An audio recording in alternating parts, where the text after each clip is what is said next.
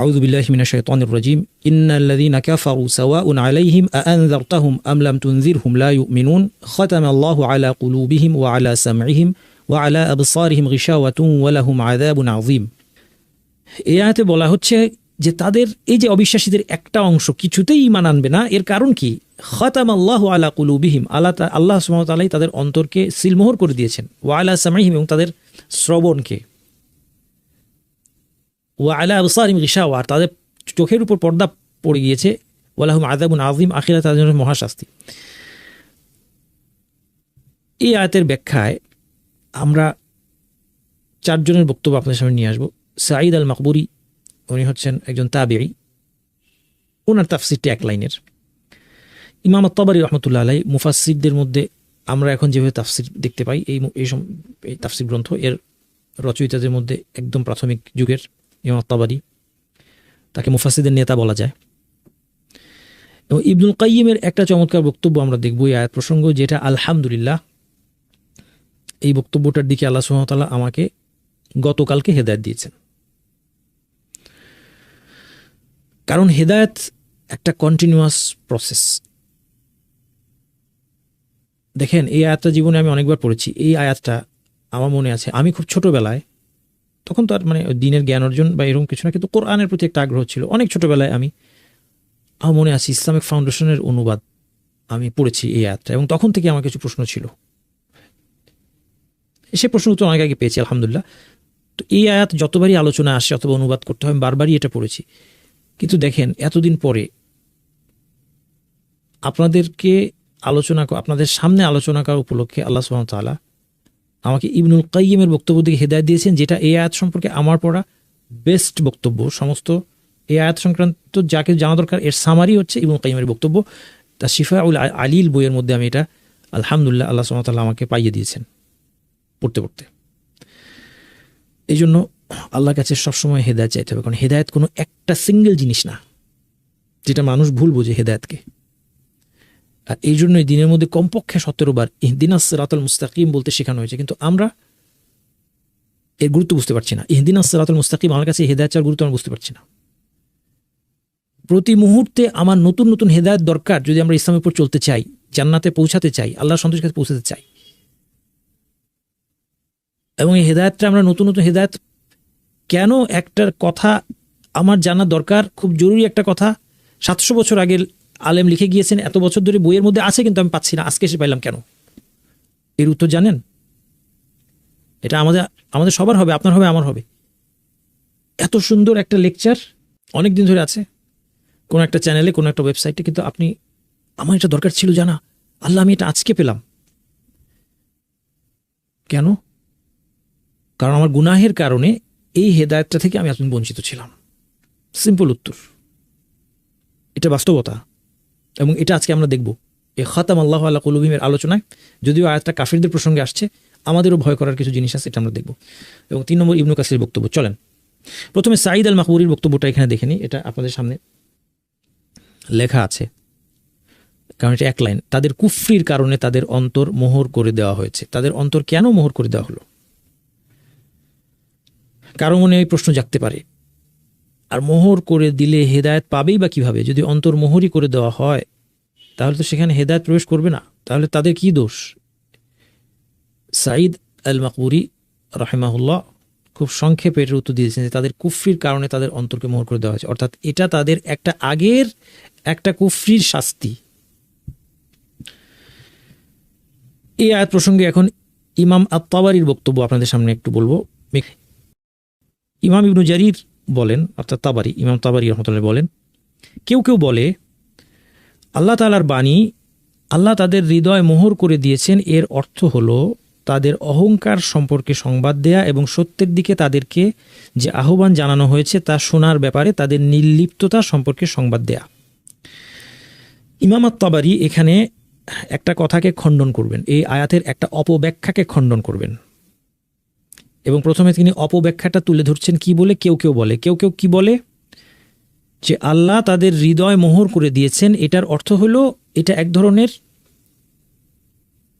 মাজাজ, এটা রূপক। একদল বলে, কেউ কেউ বলেন বলতে, তাহলে ইমাম তাবারি একটা বক্তব্য খণ্ডন করতে চায়। সেই বক্তব্যটা কি? সেই বক্তব্যটা হচ্ছে যারা বলে যে না, আল্লাহ আসলে হৃদয় মোহর করে দেন নাই, হৃদয় মোহর করে দিয়েছেন, এটা রূপক অর্থে আসছে। ইংরেজিতে বলা মেটাফোর, আরবিতে বলে মাজাজ, বাংলা বলে রূপক, মানে এক্স্যাক্ট অর্থ যেটা সেটা বোঝানো হয় নাই। এখানে বোঝানো হয়েছে যে তাদের অন্তরের মধ্যে অহংকার এবং সত্যের প্রতি নির্লিপ্ততা রয়েছে, ফলে তারা সত্য গ্রহণ করছে না।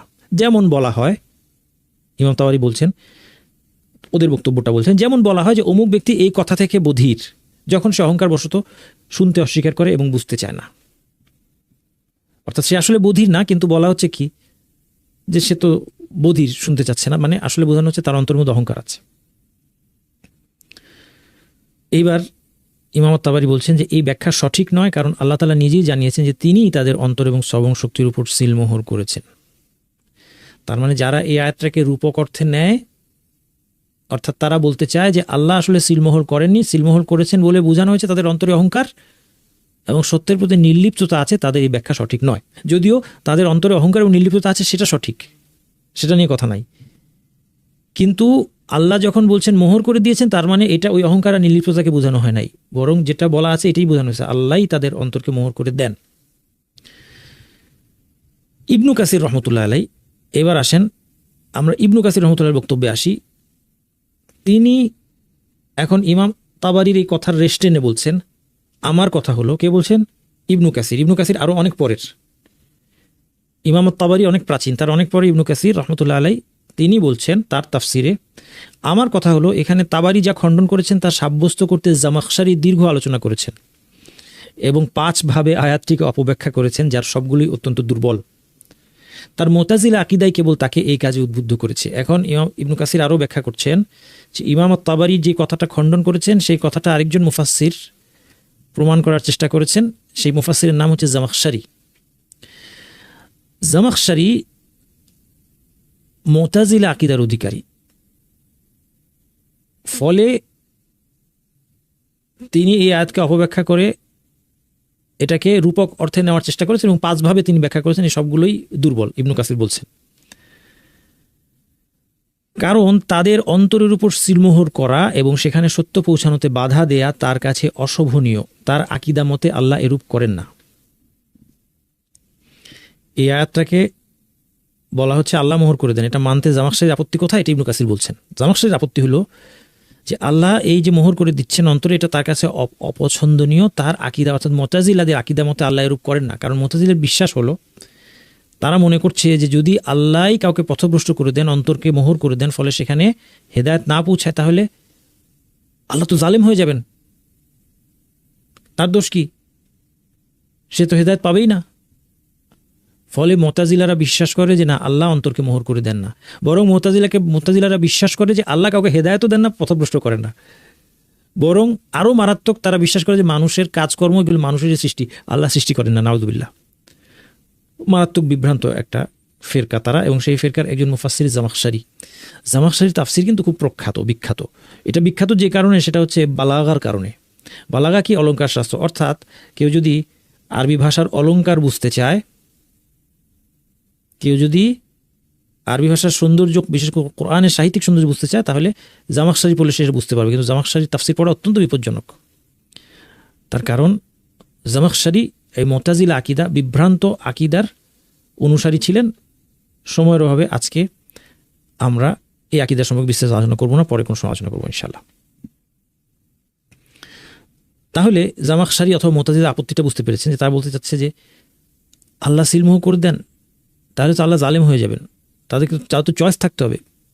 এখন এটার সমাধান ইবনু কাসির রহমতুল্লাহ দিচ্ছেন। তিনি বলছেন, ইবনু কাসির বলছেন, যদি তিনি অর্থাৎ জামাখশারি আল্লাহ তাআলার এই বাণী বুঝতেন, এরপর তিনি 2টা আয়াত নিয়ে এসেছেন। ইবনু কাসির বলছেন যে এই 2টা আয়াত যদি বুঝতেন, তাহলে তিনি যা বলেছেন সেটা বলতেন না। এটা আমি সংক্ষেপ করে বললাম, একটু কথাটা সংক্ষেপ করে ফেললাম, অনেক সুন্দর করে বলছেন উনি। দেখেন, এখন ইবনু কাসির এই 2টা আয়াতের কথা বলছেন। ইবনু কাসির রহমতুল্লাহ বলছেন যে এই 2টা আয়াত যদি জামাখশারি বুঝতেন এবং অনুরূপ আয়াতগুলো, তাহলে তিনি যে কথা বলেছেন সেই কথা তিনি বলতেন না।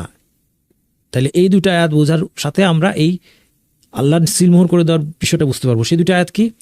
ফালাম্মা যাগু আযাগা আল্লাহু কুলুবাহুম, আল্লাহ তাআলা এক আয়াতে বলছেন তারা যখন বক্রতা অবলম্বন করলো তখন আল্লাহ তাদের অন্তরকে বক্র করে দিলেন।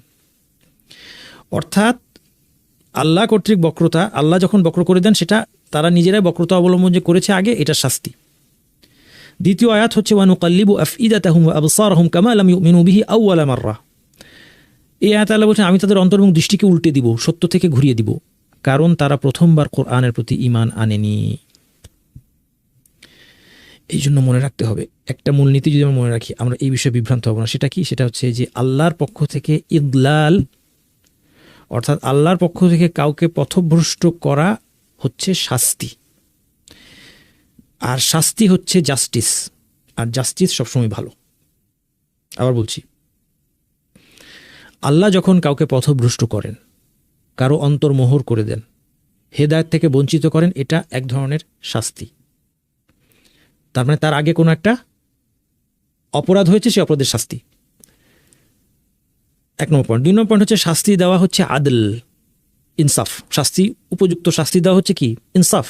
এবং আল্লাহ উপযুক্ত শাস্তি দেন, আর ইনসাফ করা সবসময় প্রশংসনীয়। কাজে আল্লাহ যখন কাউকে পথভ্রষ্ট করেন, এর জন্য আল্লাহ প্রশংসার যোগ্য, এবং এমনি এমনি তিনি এটা করেন না। এইবার আমরা ইবনুল কাইয়িমের বক্তব্যটা পড়ে শেষ করে দিব আজকে আলোচনা, কারণ ইবনুল কাইয়িম বক্তব্যটা এখানে আমার কাছে সবচেয়ে সুন্দর। কি নিয়ে আলোচনা করছি আমরা আশা করি বুঝতে পারছেন। খাতামাল্লাহু আলা কুলুবিহিম, আল্লাহ সুবহানাহু ওয়া তাআলা একদল অবিশ্বাসীর অন্তরকে মোহর করে দিয়েছেন, সেখানে কোনো হেদায়েত আর প্রবেশ করতে পারবে না। অন্তর্মোহর করে দেওয়া মানে কি? সিলমোহর, সিল হয়ে গেছে। একটা পাত্র যদি সিল করে দেওয়া হয়, তার মানে হচ্ছে এর ভিতরে যা আছে এটা আর বের হবে না, আর বাইরে থেকে এখানে কিছু ঢুকবে না যতক্ষণ না সিল ভাঙা হয়। তার মানে আল্লাহ সুবহানাহু ওয়া তাআলা যদি অবিশ্বাসীর অন্তর, শ্রবণ, দৃষ্টি, যেগুলো হচ্ছে হেদায়েত গ্রহণের মাধ্যম, অন্তর দিয়ে মানুষ হেদায়েতকে উপলব্ধি করে, চোখ দিয়ে দেখে, কান দিয়ে শুনে বোঝে, এই সবগুলো যদি সিল করা থাকে, সেখানে কোনো ইমানের আলো যাবে না, সেখান থেকে কোনো কুফরি, অবিশ্বাস বের হতে পারবে না। বক্র মানে বাঁকা। ফালাম্মা যাগু আযাগ আল্লাহু কুলুহুম, তারা যখন নিজেরা বাঁকা হয়ে গেল, আল্লাহ তাদের অন্তরগুলোকে বাঁকা করে দিলেন। মুতাজিলা অর্থ, মুতাজিলা একটা ফিরকা, এই সম্পর্কে আমরা অন্য সময় আলোচনা করব ইনশাআল্লাহ। এখন একটু জেনে তার একটা বিভ্রান্ত ফিরকা, এবং তাদের আপত্তি এই জায়গায়, এই আয়াতে এবং অনুরূপ আয়াতে তাদের আপত্তি হচ্ছে যে আল্লাহ সিলমোহর করে দিয়ে কাউকে পথভ্রষ্ট করেন না। কিন্তু সমাধান হচ্ছে, ইতিমধ্যেই আমরা দেখলাম যেটি ইবনে কাসির রাহিমাহুল্লাহ বলেছেন, যে আল্লাহ তাদের অন্তর্মোহর করে দিয়েছেন তাদের অতীতের কুফরির শাস্তি স্বরূপ। এখন দেখেন ইবনুল কাইয়িমের কথাটা পড়লে আমার কাছে অনেক জিনিসটা সুন্দরভাবে পরিষ্কার হবে ইনশাআল্লাহ। ইবনুল কাইয়িম বলছেন এটি এমন একটি বিষয় যেখানে অধিকাংশ মানুষ ভুল করে এবং আল্লাহ সুবহানাহু সম্পর্কে তার নাম ও গুণাবলীর দাবির বিপরীত ধারণা পোষণ করে। অর্থাৎ এই মাসালায় মানুষ ভুল করে। তিনি বলছেন কোরআনের শুরু থেকে শেষ পর্যন্ত একথাই প্রমাণ করে যে হৃদয় মোহর করে দেয়া, সিল করে দেয়া কিংবা আচ্ছাদন, এগুলো আল্লাহ সুবহানাহু বান্দার উপরে শুরুতেই করেন না, যখন তাকে ইমানের নির্দেশ দেন এবং তাকে তা স্পষ্ট করে দেন। অর্থাৎ প্রথম যখন আল্লাহ ইমানের নির্দেশটা দেন, ইমানের নির্দেশটা যখন একজনের কাছে পৌঁছায় এবং সেটা তার কাছে স্পষ্ট করে দেওয়া হয়, তখন শুরুতেই তার অন্তরকে আল্লাহ মোহর করে দেন না, বরং তিনি তা করেন তখন যখন তার পক্ষ থেকে বারবার আহ্বান আসে, বারবার স্পষ্টভাবে বর্ণনা ও দিক নির্দেশনা দেয়া হয়, আর তারা বারবার মুখ ফিরিয়ে নেয়, কুফর ও একগুয়েমিতে বাড়াবাড়ি করে, তখন তাদের অন্তর মোহর করে দেয়া হয়, সিল করে দেয়া হয়। ফলে এরপর তা, অর্থাৎ অন্তরগুলো আর হেদায়েত গ্রহণ করে না। প্রথম অবস্থায় তাদের কুফর ও নির্লিপ্ততা সিল কিংবা মোহরের সঙ্গে ছিল না। আরবিতে দুইটা শব্দ, তবা আর খতম, বাংলা করা খুব মুশকিল, কাছাকাছি, তো এই জন্য একবার সিল একবার মোহর বলছি। কেউ বলতে পারেন যে সিল আর মোহর একই জিনিস, সিমিলার। কি বলছেন? প্রথম অবস্থায় তাদের যে কুফরি এবং নির্লিপ্ততা, সেটা সিল কিংবা মোহরের সঙ্গে ছিল না। তার মানে প্রথমেও তাদের অন্তরে কুফরি ছিল, অথবা নির্লিপ্ততা। নির্লিপ্ত হওয়া মানে হচ্ছে যে সত্য কি এটা আমার দেখার দরকার নেই, এটা সত্য থেকে মুখ ফিরিয়ে রাখা, এগুলি শুরুতেও ছিল, কিন্তু মোহরের সঙ্গে ছিল না, এমনি ছিল, বরং তা তাদের ইখতিয়ার ছিল, তারা বেছে নিয়েছে শুরুতে। কিন্তু যখন তাদের থেকে এর পুনরাবৃত্তি ঘটতে থাকলো, তখন তার স্বভাব ও অভ্যাসে পরিণত হলো। অর্থাৎ তিনি বলছেন যে বারবার যখন সত্য তার সামনে আসছে, বারবার একে ঠেলে দিচ্ছে, সে সত্য বুঝতে পারছে, সত্য তাকে ব্যাখ্যা করে বিস্তারিত বুঝিয়ে দেওয়া হচ্ছে, তারপর সেটাকে বারবার সে যখন ঠেলে দিচ্ছে, তখন এটার স্বভাব এবং অভ্যাসে পরিণত হলো। এরপর ইবনে কাইয়িম বলছেন এই বিষয়টি আল্লাহ তাআলার এই বাণীতে তোমরা গভীরভাবে চিন্তা করে দেখো। এই আয়াতটা, এই দুটো আয়াত, ইন্নাল্লাযিনা কাফারু সাওয়াউন আলাইহিম আনযারতুম আম লাম তুনজিরহুম লা ইউমিনুন খাতামাল্লাহু আলা কুলুবিহিম ওয়া সামিহুম আলা আবসারিহিম গিশাওয়াতুন ওয়া লাহুম আযাবুন আযীম। এই আয়াতের কথা বলে সূরা বাকারার কথা তিনি বলছেন এই কথা সুস্পষ্ট যে এই বিধান সব কাফেরের জন্য সাধারণভাবে প্রযোজ্য নয়। বরং যারা ঈমান এনেছে এবং রাসূলকে সত্য বলে মেনে নিয়েছে তাদের অধিকাংশই এর পূর্বে কাফের ছিল, অথচ তাদের অন্তর ও শ্রবণ শক্তির উপর সিলমোহর করা হয়নি। তার মানে একটা জিনিসের দিকে তিনি দৃষ্টি আকর্ষণ করছেন, সেটা কি? শুরু থেকেই আল্লাহ সিলমোহর করেন নাই, শুরুতে অন্তরটা খোলা ছিল। সুতরাং এই আয়াতগুলো কাফেরদের বিশেষ কিছু গোষ্ঠীর ব্যাপারে, যাদেরকে আল্লাহ এই প্রকারের অগ্রিম শাস্তির দ্বারাই দুনিয়াতে শাস্তি দিয়েছেন, যেটা একটু আগে বললাম। পথভ্রষ্ট করাটা কি? এক ধরনের শাস্তি। যেমনি তিনি তাদের কাউকে বানর বা শূকরে রূপান্তর করে শাস্তি দিয়েছেন, কাউকে চোখ বিলুপ্ত করে শাস্তি দিয়েছেন, এটা কাফেরদেরকে আল্লাহ বিভিন্নভাবে শাস্তি দিয়েছেন, যারা নিদর্শন আসার পরেও মানতে চায় না। তেমনি তিনি অন্তরের উপর আচ্ছাদন দিয়ে দেন, যেমনিভাবে তিনি চোখের উপর আচ্ছাদন দিয়ে শাস্তি দেন। আবার কখনও তিনি পথভ্রষ্টের মাধ্যমে স্থায়ী শাস্তি দেন, আবার কখনও কিছু সময়ের জন্য দেন। মানে বলতে চাচ্ছেন যে পথভ্রষ্টতা কিছু সময়ের জন্য হতে পারে, এটাও শাস্তি, কিন্তু তারপর আল্লাহ তাকে ক্ষমা করতে পারেন, তারপর বান্দাকে নিরাপত্তা দান করে তাকে হেদায়েত দেন, যেমনিভাবে তিনি আযাবের মাধ্যমে শাস্তি দেন। মোট কথা, যেটা ইবনুল কাইয়িমের কথা থেকে স্পষ্ট হয়ে গেল, যে দেখেন, প্রথম থেকেই একজন মানুষের অন্তরের মধ্যে আল্লাহর দেওয়া মোহর থাকে না। অর্থাৎ প্রথম থেকে কি থাকে? প্রথম থেকে হেদায়েত গ্রহণের সুযোগ থাকে, কিন্তু তারপর যখন নিদর্শন আসা সত্ত্বেও, সত্য স্পষ্ট হয়ে যাওয়া সত্ত্বেও কেউ প্রত্যাখ্যান করে, তখন এক সময় শাস্তি স্বরূপ আল্লাহ সুবহানাহু ওয়া তাআলা অন্তরকে মোহর করে দেন, সিল করে দেন। ফলে সেখানে আর হেদায়েত প্রবেশ করতে পারে না। এই অবস্থায় আর তার হেদায়েত গ্রহণ করার কোনো উপায় থাকে না। এটা কিন্তু অগ্রিম শাস্তি। এটা আল্লাহ সুবহানাহু ওয়া তাআলা, আল্লাহ ওয়ালা ইয়াযলিমু রাব্বুকা আহাদা, তোমার রব কারোর প্রতি জুলুম করে না। আল্লাহ জুলুমের মাধ্যমে কাউকে কোনো নিদর্শন না দেখিয়ে, কোনো সুযোগ না দিয়ে অন্তরকে সিল করে দিয়েছেন। এই মন্দ ধারণা আল্লাহর সঙ্গে পোষণ করার কোনো সুযোগ নাই। গুনাহের ক্ষেত্রে ওই ভয়টা পেতে হবে। এই জন্য ইমাম আত-তাবারী রাহমাতুল্লাহ আলাইহি এই আয়াতের অর্থকে এই নিচের হাদিসের অর্থের অনুরূপ গণ্য করেছেন। হাদিসটা কি? রাসূল সাল্লাল্লাহু আলাইহি ওয়াসাল্লাম বলছেন, ইন্নাল আবদা ইযা আখতা খাতিআতান নুকিতাত ফি কলবিহি নুকতাতুন সাউদা। বান্দা যখন একটা গুনাহ করে তখন তার অন্তরে একটা কালো স্পট পড়ে। ফা ইযা হুয়া নাযাআ ওয়াস্তাগফারা ওয়া তাবা সুকিলা কলবুহু। সে যদি গুনাহ ছেড়ে দেয়, ইস্তিগফার করে, তওবা করে নেয়, তার কল্পটা আবার পরিষ্কার হয়ে যায়। ওয়া ইন আদা জিদা ফিহা। আর যদি বারবার গুনাহ করতে থাকে, এই স্পট পড়তে থাকে, একের পর এক বাড়তে থাকে, হাত্তা তা'লু কলবাহু, শেষ পর্যন্ত তার অন্তরকে পুরোপুরি ঢেকে ফেলে। ওয়া হুয়া রান আল্লাযী যাকারাল্লাহ। আর এটাই হচ্ছে সেই প্রলেপ যার কথা আল্লাহ উল্লেখ করেছেন সূরা মুতাফফিফিনে, কাল্লা বাল রান আলা কুলুবিহিম মা কানু ইয়াকসিবুন। মুতাফফিফিনে আল্লাহ বলছেন, না, বরং তাদের পাপ তাদের অন্তরকে ঢেকে দিয়েছে। কাজেই এভাবে পাপ করতে করতেও কিন্তু অন্তরটা ঢেকে যায়, ফলে সেখানে হেদায়েত আসার পথে বাধা সৃষ্টি হয়। কাজেই আমাদের পাপ কাজকেও ভয় করতে হবে। যাই হোক, এরপর ইমাম তাবারি এই বিষয়টা ব্যাখ্যা করেছেন যে এটা পাত্রের মধ্যে সিল থাকলে যেভাবে করে সেখানে কোনো কিছু ঢুকতে বা বেরোতে পারে না, তেমনি অন্তরের অবস্থাটাও তাই। এর ফলাফল যেটা হয় যে তারা হেদায়েত দেখতে পায় না। আল্লাহ যখন মোহর করে দেন, দৃষ্টিতে পর্দা দিয়ে দেন, অন্তর এবং কানকে কি করে দেন? সিল মোহর করে দেন। তখন কি হয়? যাদেরকে সেটা করা হয় তারা আর হেদায়েত দেখেও উপকৃত হয় না। হেদায়েত শুনলেও কোরআনের আয়াত অথবা কোনো দায়ী তাকে দাওয়াত দিচ্ছে, এক্সপ্লেন করে দিচ্ছে সত্য, সে শুনেও বুঝতে পারে না, অন্তরে উপলব্ধি করতে পারে না। এটা হচ্ছে ইবনে আব্বাস, কাতাদা, মুকাতিল প্রমুখ থেকে বর্ণিত। এটা হচ্ছে ফলাফল। আয়াতের বাড়তি শিক্ষা হচ্ছে একজন দায়ীর কর্তব্য দাওয়াত পৌঁছে দেয়া, হেদায়েত নিয়ে অতিরিক্ত বিচলিত হওয়ার দরকার নাই। এবং এটারই একটা সাব পয়েন্ট হচ্ছে যে অনেক সময় মানুষকে খুশি করতে গিয়ে ইসলামের শিক্ষাকে ভুলভাবে উপস্থাপন করে নিজের ধ্বংস ডেকে আনার কোনো প্রয়োজন নাই। একজন একটা উল্টাপাল্টা প্রশ্ন করে বসতে পারে আমাকে, এই তোমাদের ইসলামের মধ্যে চোরের শাস্তি হাত কাটা, আপনি তাকে খুশি করতে বলে বসে, না চোরের শাস্তি এটা তুমি ভুল, ঠিক বুঝো নাই, ঠিক শোনো নাই, কোনো দরকার নাই। আপনি ইসলামের মেসেজটাকে পৌঁছে দেন যে হ্যাঁ, তুমি চোরের শাস্তি হাত কাটান কিনা এটা নিয়ে চিন্তা করছো, কারণ আগে দেখো তুমি ইসলাম সত্য ধর্ম কিনা, তুমি ইসলামের সবগুলো জিনিস দেখো, ইসলামের সবগুলো বৈশিষ্ট্য দেখো, কোরআন কি বলছে দেখো, নবী মুহাম্মদ সাল্লাল্লাহু আলাইহি ওয়াসাল্লাম সম্পর্কে জানো, তারপর ইউ ডিসাইড, কোনো অসুবিধা নেই। এবং সেখানে আমাদের কোনো কাটছাট করার দরকার নেই। নারীরা নাকি ইসলামে নাকি মেয়েদেরকে তোমরা আটকে রাখো ঘরের মধ্যে, না, আমরা আটকে রাখি না। আল্লাহ সুবহানাহু ওয়া তাআলা ইসলামে নারীদের প্রোটেকশনের ব্যবস্থা করে দিয়েছেন এমনভাবে যেন নারীদেরকে ঘর থেকে বের হতেই না হয়, সমস্ত দায়িত্ব পুরুষদের। এটা আটকে রাখা না, এটা প্রোটেকশন। কারণ নারী আমাদের কাছে মূল্যবান, নারী আমাদের কাছে পণ্য না, সস্তা পণ্য না যেটা বাজারে বিক্রি করতে হয়। তোমাদের কাছে নারী হচ্ছে একটা কমোডিটি। হ্যাঁ, আমাদের লুকানোর কিছু নাই। আর হেদায়েত যে পাওয়া সে পাবে, এটা মনে রাখবেন। আমরা সত্য তুলে ধরবো, হেদায়েত যে পাওয়া সে পাবে।